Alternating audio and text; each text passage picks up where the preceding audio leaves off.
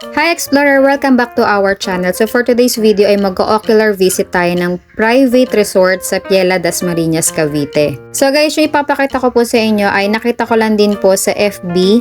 And since nandun na rin po ako, why not videoan na natin para makita rin po ninyo, magkaroon kayo ng idea kung ano ba yung actual na itsura ng resort dito sa Casa Ileana. So I don't know kung tama yung pagka-pronounce ko, correct me if I'm wrong. So ito yung front nung resort. So pagkababa nyo po sa Piela sa 7-Eleven, unang kaliwang kanto na may kita nyo, liliko na po kayo then walking distance na po. So ayan po yung area. So hindi po kasama tong bahay sa harap na to. Yung likod po ang pinaparent po nila. So ayan po. So ito na yung actual na swimming pool area po nila. Guys, maganda siya sa FB pero sa personal mas maganda.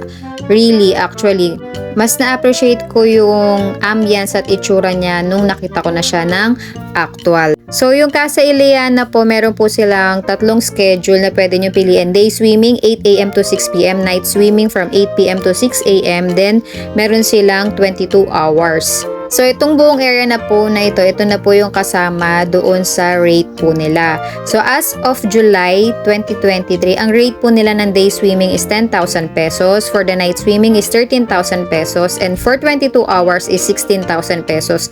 Lahat po yun are good for 20 packs. Kapag day swimming po, meron po silang free na 1 room. Kapag night swimming, 2 rooms, and 22 hours, 2 rooms din po. So, lahat po yan na nakikita nyo, pwede nyo pong gamitin. May free 1 gallon of water sila.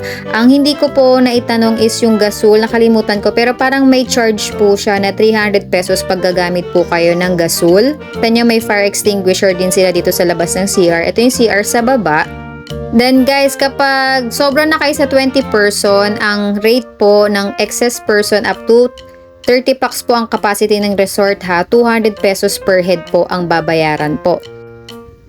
Then yung video okay time po nila dito is I think hanggang 10 PM since meron po silang mga kalapit din na bahay. So tara't akyat tayo sa taas. Etong lifetime table, lifetime chair, pwede nyo rin pong gamitin. May ihawan din po. So ito yung first room. Tansya ko kasya dyan is 8 packs. So ito kasama to sa day swimming, itong 1 room na to. Kapag night swimming again, 2 rooms, and 22 hours 2 rooms. So ganyan din po yung itsura ng pangalawang room. Hindi ko lang na-videoan kasi po merong taong naglilinis. And then kapag nagstay pala kayo dito, kasama niyo rin po si Kuya Caretaker para magbantay po sa inyo. Then ito yung top view po ng kanilang pool, di ba po ang ganda. Pwede kayong mag-held ng catering din po dito or ng event kung gusto po ninyo. I think may additional charge. Then ito po yung third room. So itong third room, meron po itong bayad ha. 2,500 pesos po ang bayad po dito. So kasya yata dito is 4 to 6 packs. Then may sarili din po itong CR. So kung meron pa po kayong katanungan, pwede nyo pong i-PM yung page ng Casa Ileana. So, ito yung kanilang view outside sa kanilang terrace. Ayan, may saging-saging dyan. Pero bawal po tayong kumuha ng dahon ng saging. Ayun, may CR din po doon sa baba. Nakita nyo yung naka-open na door.